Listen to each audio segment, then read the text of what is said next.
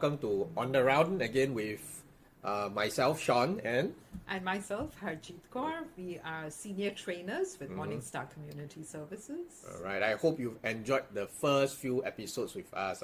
Do feel free to give us comments and feedback, or even some questions that you want us to talk about a bit more. Is that right, Harjeet? Of course. All right. And today we are here with another new topic on archetypes and the working styles.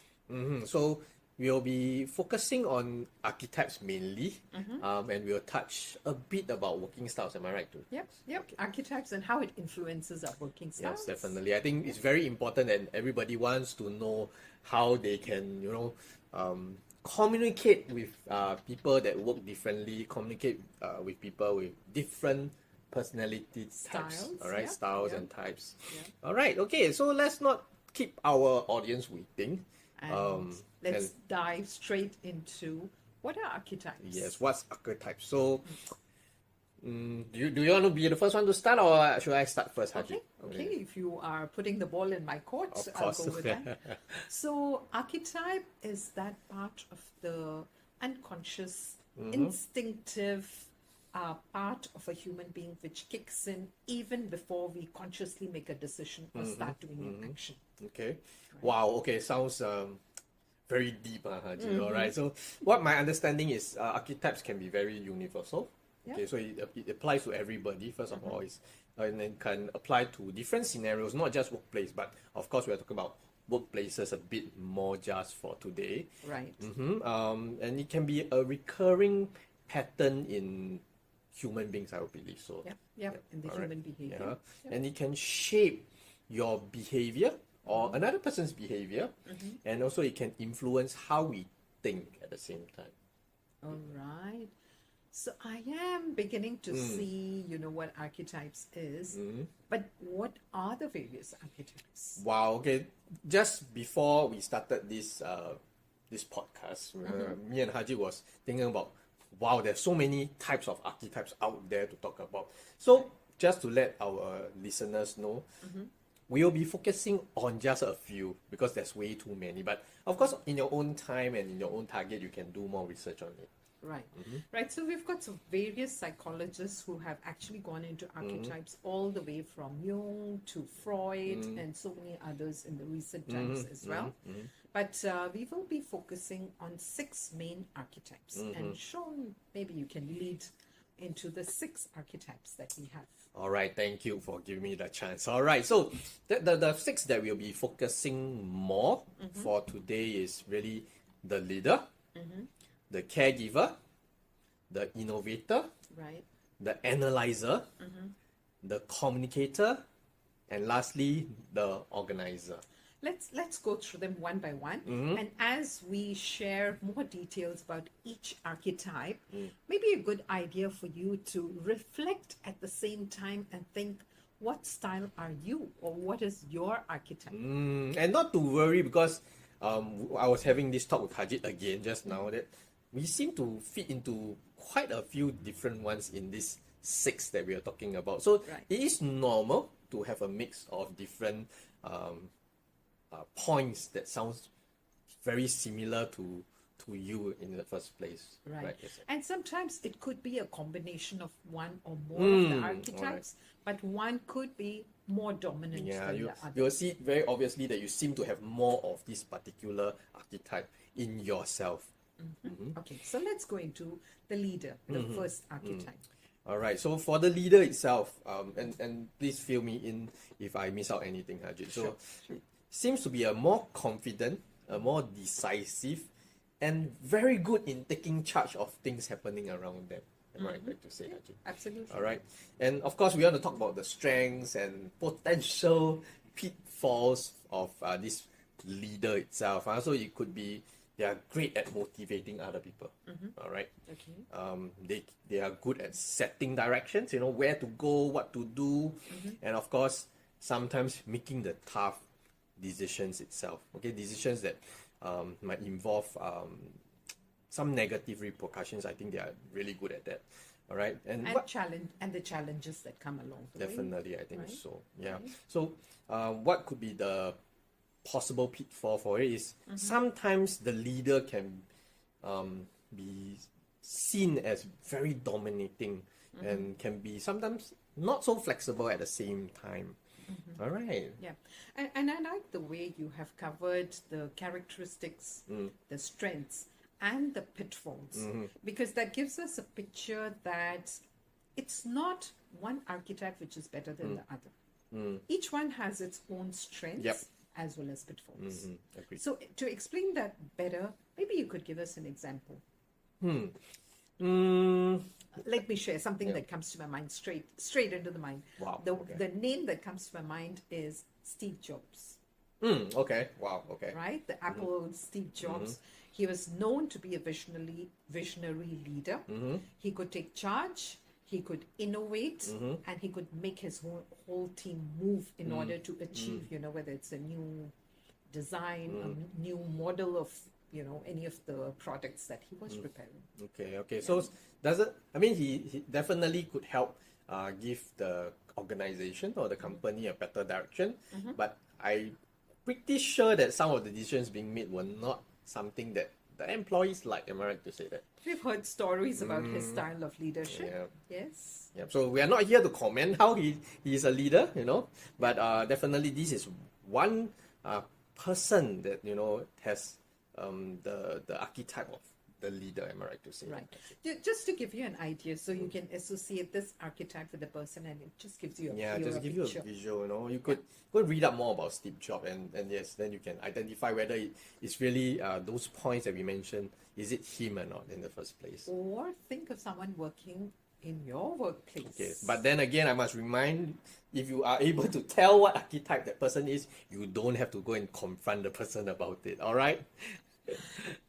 Yeah. So let's go on to the second one, which is the caregiver. The caregiver, okay, is the characteristics is being supportive, being empathetic, trying to get into another person's shoes, and of course a bit more nurturing at the same time.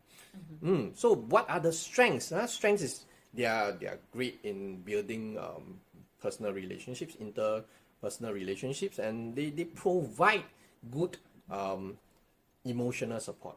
All right, they listen, they hear you out a bit more, and they can create a positive team atmosphere.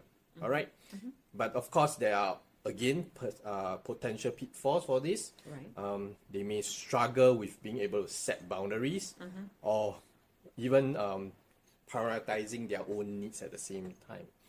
Right. Absolutely. So it could be a manager who is a caregiver with an archetype of a caregiver. Definitely, I think. So we don't exactly compartmentalize that a caregiver can be only in this level of the management. So you could, there could be a person on anywhere along the ladder and could have any archetype. I agree totally, Harjit. So, like the earlier conversation I had with Harjit is that both of us seem to have a little bit of the caregiver archetype in us also at the same time. Which is great because as we create our podcast, as we work professionally, we are doing various assignments together. There's a level of checking in with each other. Definitely, yes. There's a level of nurturing each other, and the task gets done. Yeah, definitely. Of course, we want to get things doing, but at the same time, make sure the people around us or the people working with us are cared for at the same time, right? Yeah, they're involved. They're taken care of. Yeah, so we do have that little one, but of course you don't know us that much, and of course you can't Google us. So Haji is going to give you an example of a person that has this caregiver archetype. So the classic example of a caregiver would be Mother Teresa. Wow, okay. Yeah, someone who was compassionate, who was there to take care of the people irrespective of which strata of the society they belonged to, right? So she's a classic example, caring for others. She actually dedicated her life towards Okay, yeah, definitely. If you Google, then definitely you can see all that happening. All right? Absolutely. All right. Which brings us to the third archetype, which is the innovator. The innovator, all right. Of course, again, the innovator is a creative person, all right? Very forward-thinking, and at the same time, curious asking a lot of questions. But some of us don't like people that ask a lot of questions. All right. Strengths, of course, is very good at generating new ideas or injecting new possibilities at the same time. Probably quite good at problem solving. I hope so. All right. And of course, thinking outside of the box. All right. Yeah. Okay. Then again, Even before you go to pitfalls, a name comes to my mind. Who is an innovator? tell me, Ajit. Someone we have seen in our previous episodes of On the Run. Can you guess?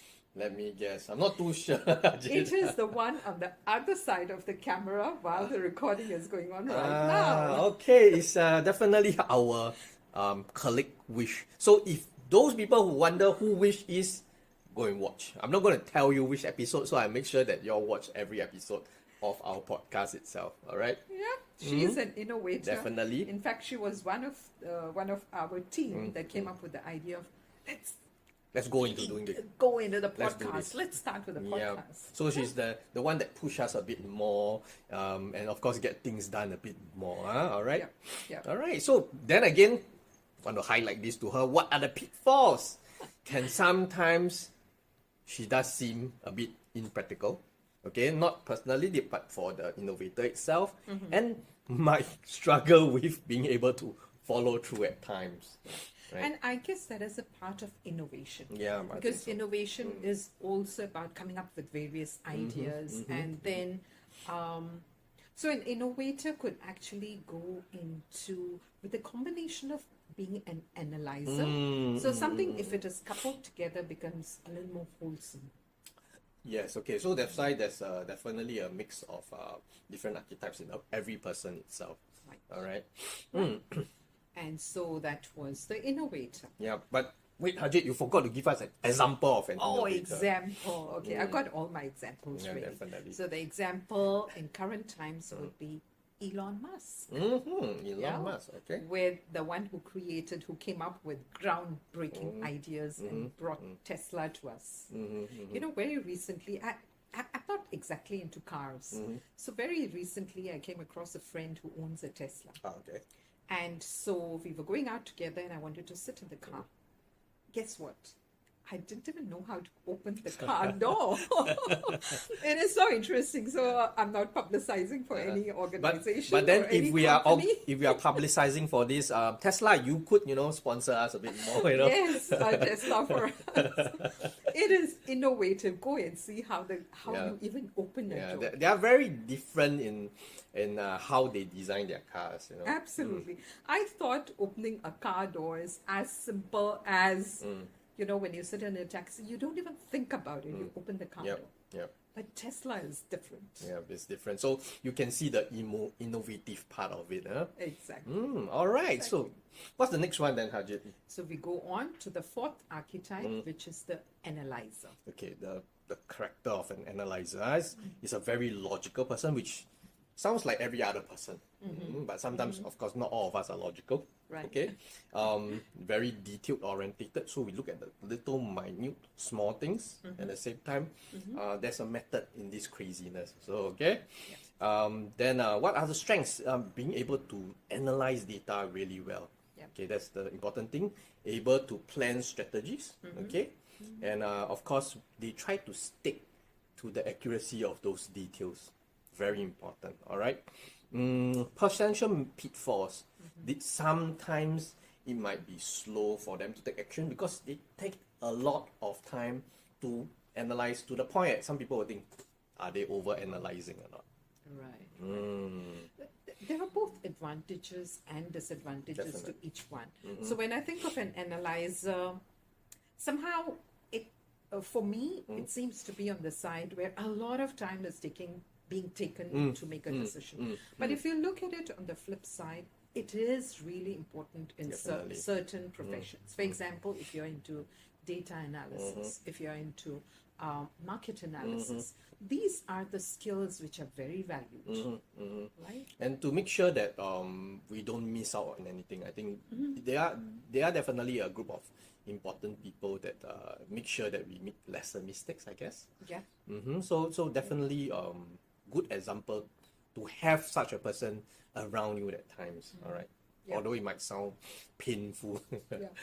I have one person around me, I'm not going to name the person, who is an analyzer. Tell me more. He will analyze everything to the minutest detail, right? So if I were to accompany this person, even to Fair Price, it is analysis of the ingredients. Even a price? The country that, of course, the price, the country that comes, where the product comes from. Okay. And so the word that I constantly use with this person is there's an analysis paralysis going on there. All right. So it's harder to make a decision because of the need to analyze. Yeah. But it's funny, we make a joke out of it, but I'm constantly, when I'm with this person, I'm like, let's get over this analysis paralysis. Haji, I would agree with this person because sometimes I do look at the country or where the product comes from. Really? And based on that, I might, get the product, Yeah, or pay a little extra for it. I don't know. I think that's something that has that little bit of that in me itself. Also at the same Okay. time. So I can agree with the friend of yours also at the same time. All right? Can you give us an example of such a person? Okay, an example here would be a TV show that I used to watch when I was younger, way younger. Okay. Sherlock Holmes. Now you make yourself sound old already, Haji. Sherlock Holmes. Remember Alright. the details? It was actually really fun watching Sherlock Holmes at that point of time, or reading a book on Sherlock Holmes, because the kind of details that he would go to, And- we would not even have thought about. Yeah, we probably would have missed it out. We would have missed it. We would not have observed, he goes to the crime scene and he's able to spot these details. That's a classic example of a person being an analyzer. All right. Yeah. I mean, I definitely agree with you. I mean, I've also watched the newer version of Sherlock Holmes, and I think I agree. What are you trying to say? You're very I'm not too younger sure. than me. Are you over analyzing this? All right. That's a good one. All right. Okay, quick. Let's move on. All right, yeah. I don't want her to analyze any further. All right. Okay. So the next person, next archetype, in fact, is called a communicator. All right. So when we say communicator, I think a lot of people will think about talking. Yeah. Okay. So it's the ability to articulate a bit more, express a bit more. Right. Generally, the communicator is really sociable because can talk quite a bit, all right? Right. And can sometimes be very persuasive with words, all right?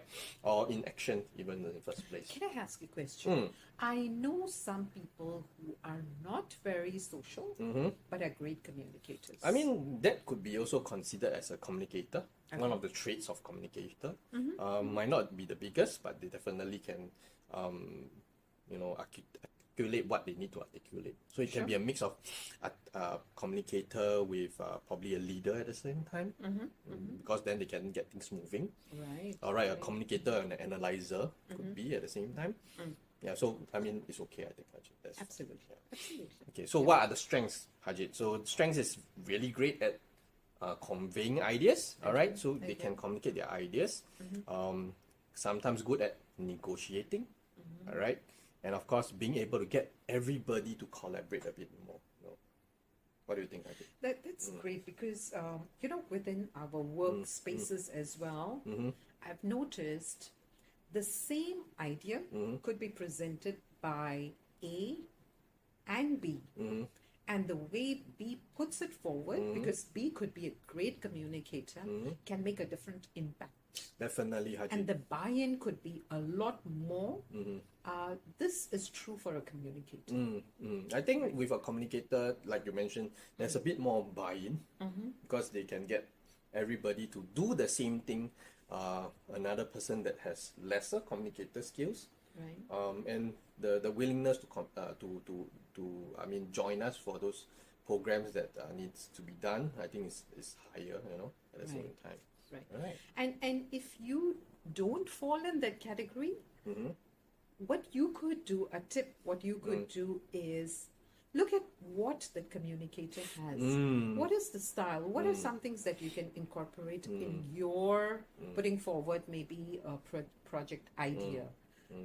You could buy in those ideas as well and incorporate in your own style of communication. I think I agree with you, Hajit. Those who feel like they are lacking of a certain skills, they can observe how other people do it and try it themselves, and probably it might work for them at the same time. Yeah.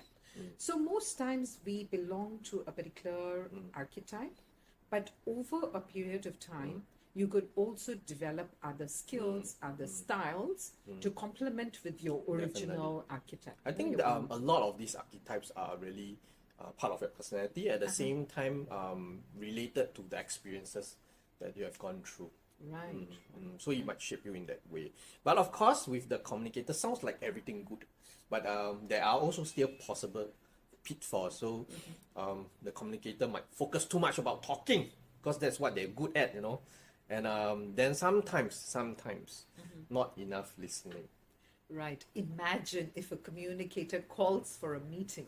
What is the duration of the meeting going to be? Probably I could think that the 1 hour meeting will become 2 or 3 hours, a bit more than usual. Right.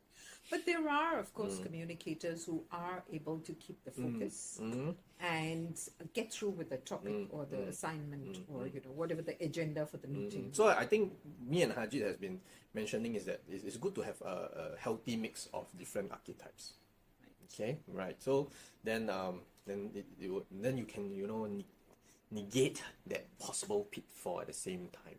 Right. So one classic example.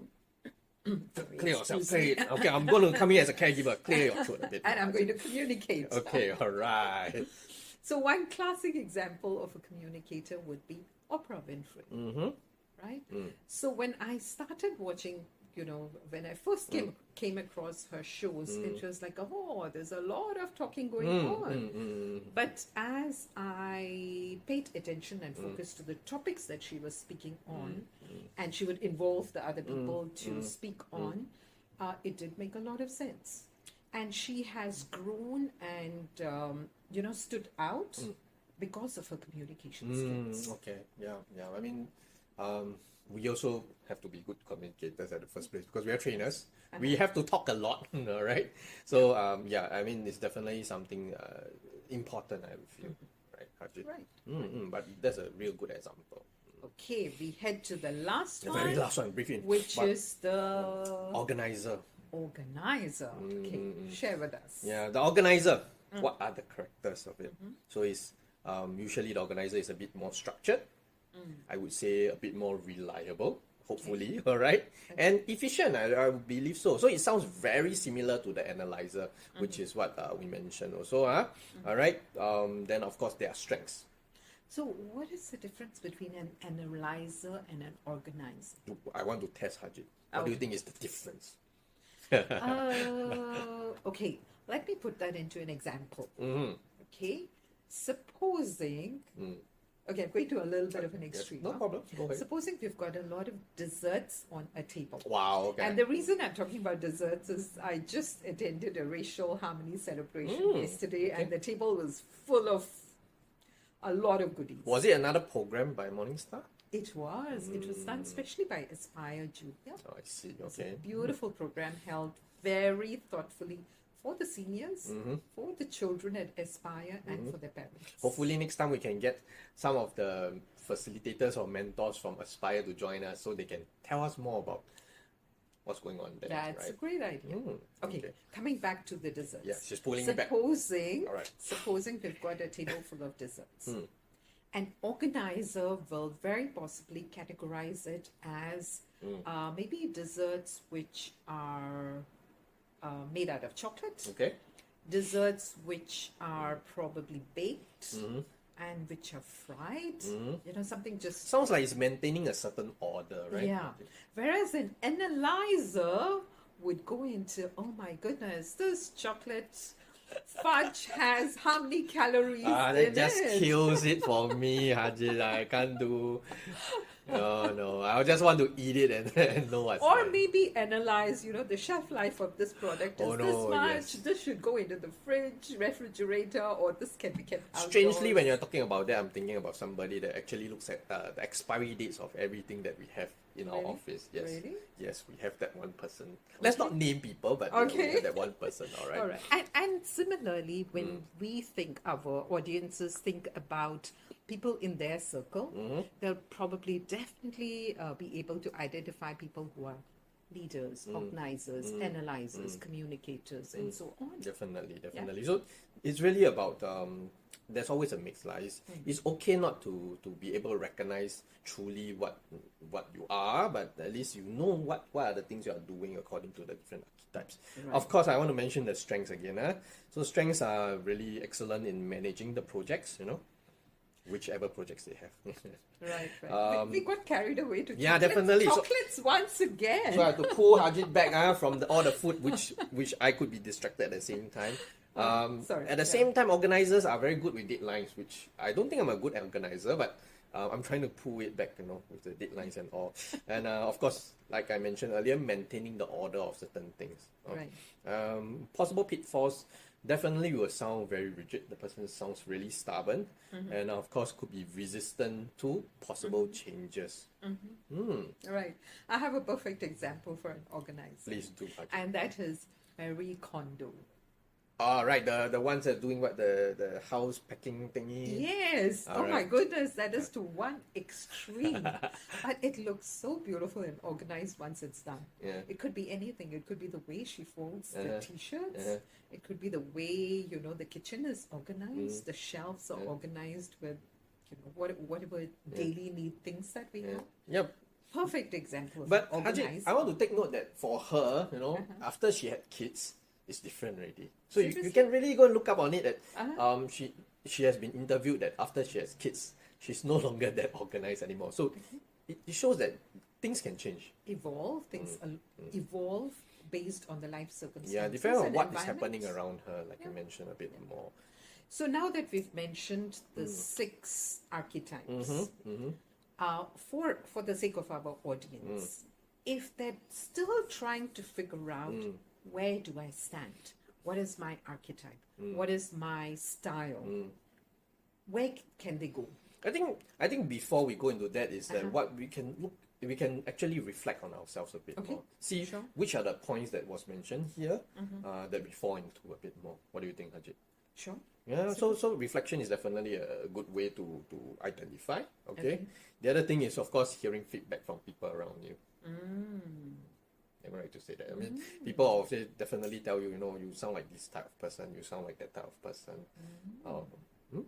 Right. The thought that comes to my mind is, I don't know whether I fall in the organized. Maybe I have an element of it, because when I sit to work, especially during when I was still studying, I had a particular order how I would keep the laptop, where the bottle of water or the drink would go, where my handphone would be. Is that called organization?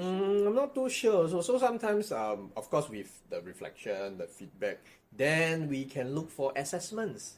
To help us a bit more, and I think everybody likes to do some sort of self-test or some sort of assessments. Okay, you mean some sort of a questionnaire and inventory to fill in the questions and figure out I think so. what am my style? Okay, do share with us. I mean, since the internet is so open, everything is readily available. I think online quizzes such as the MBTI.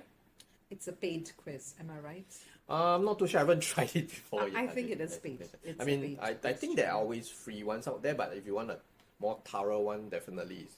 A more renowned one, which is recognized throughout all the country, most of the countries around. So an online test, or probably you can Google out, quizzes or particularly for archetypes. A bit more. Then of course, you can also just sideline a bit and find out about your strengths. So Google on how to find out about your strengths a bit more, and definitely there are quizzes that could help you find your strength, and you can use that to actually find out which archetype you fall into a bit more. I see wish nothing here, so there's definitely something. I think she's going to try that after the session. She might be trying it now as we are talking. We don't know. All right. Sorry. Yeah, no problem. So I hear a lot of sorry from Harjit, but I don't know which archetype. Maybe you can tell me. Type in the comments where do you think Harjit falls into a bit more. All right. And where does Sean fall as well? So you can tell. It'll be a fun sharing at the same time. All right. So I think other than being doing quizzes, we could also read books a bit more. There's definitely books. There's definitely guides. There's definitely tips on how to identify a bit more. I think there's some kind of tip sheets around. Yeah. There are lots and lots of resources you can find online.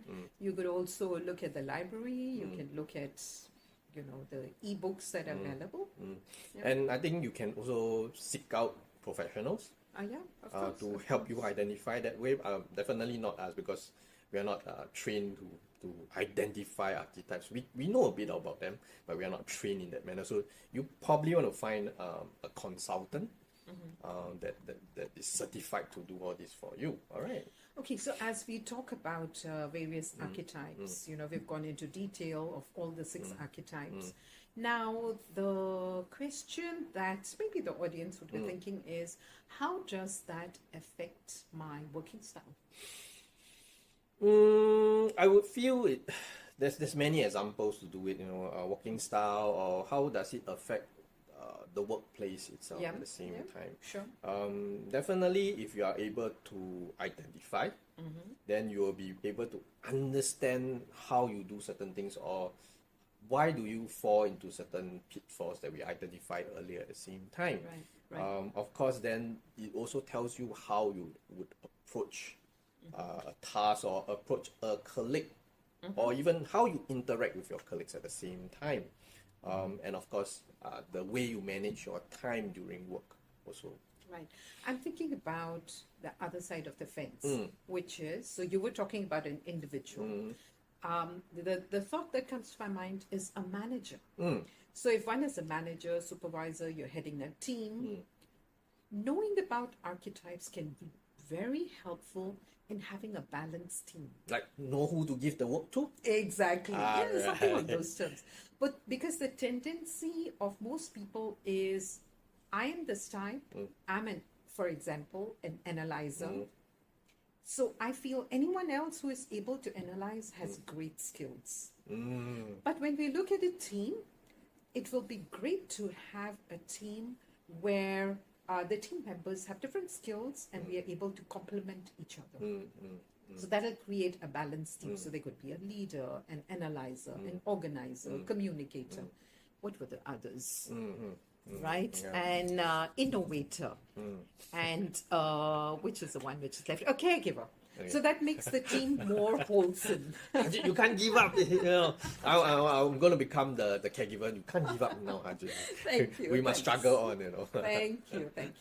And so that makes the team more wholesome. I mean, sorry for cutting you. Other than being wholesome, I think it's good to also, you will help the manager to help discover what the different colleagues need to develop a bit more. Absolutely. I think that's really important, because then you can help that particular colleague develop professionally and personally at the same time. So you can then see causes that you can send them to at the same time. Okay, there is one more element. We've spoken about an individual. We've spoken about a supervisor or anyone who's leading a team. Now, how can knowing archetypes help me with my career growth? I don't know, Hajit. Would you like to tell me a bit more about that? You know it's getting promoted. So it's similarly on lines to what you were sharing previously.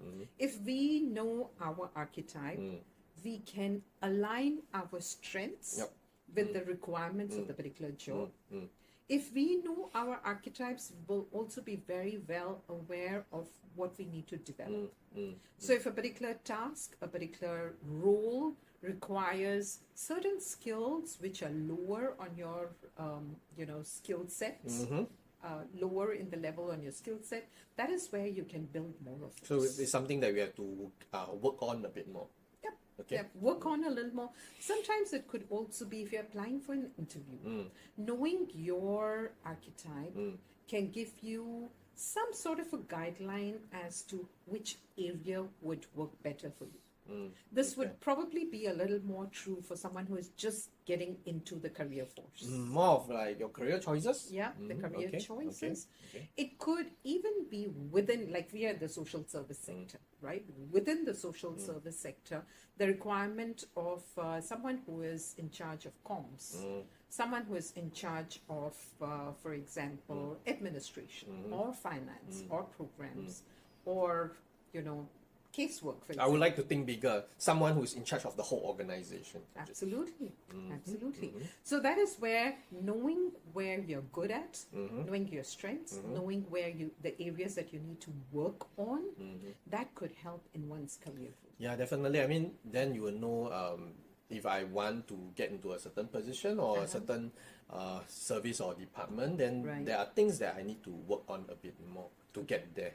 Okay. And we can see what we are missing out also.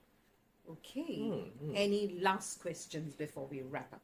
I'm not too sure. I don't think so, but probably want to ask is that how that could benefit, how the team can benefit from the diversity of different archetypes.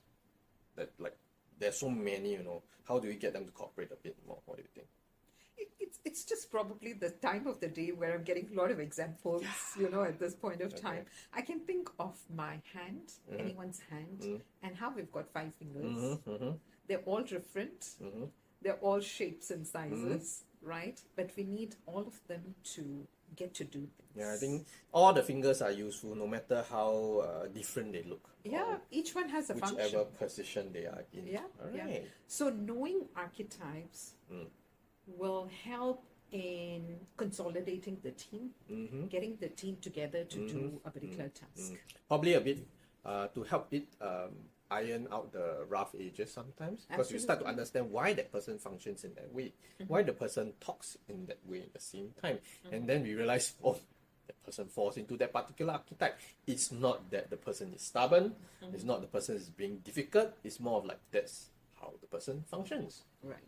So it's working with the strengths of each person, and like for example, an analyzer may take a long time to make a decision, but gives us great data as to Now you know the strength, then yeah, I mean you kind of feel like, oh yes, that person is contributing to whatever we are doing now. So a caregiver in the team could nurture, could acknowledge the effort of the analyzer, and a leader could lead the way. The leader has the facts and information and make a decision and get the team to move. And the communicator can be the one to explain, what's happening around the team itself and motivate them a bit more. All right. So what do you think, Hajit? Did we miss out anything? Now, I think this is a great topic and some food for thought for our audience, Definitely. our listeners. So take a few moments after this podcast, sit down to think, what is your archetype? Put it down on a piece of paper right now. Start writing, start thinking about things. And you have questions, you can always leave comments, can always email us, can always call us on our hotline at Morningstar. Definitely we will attend to those things at the same time. But of course, to get more updates about the things that we are talking about, just subscribe or give us a like at the same time. Right, Ajit? Yeah. And this was our episode on archetypes and working styles. And we hope that it helped you gain a deeper understanding on how to recognize your own archetype and, of course, master some of those ways that you function. Right. This has been On the Run. And we'll see you again in the next episode of the podcast. Okay, thank you and bye-bye. Bye-bye. Yeah.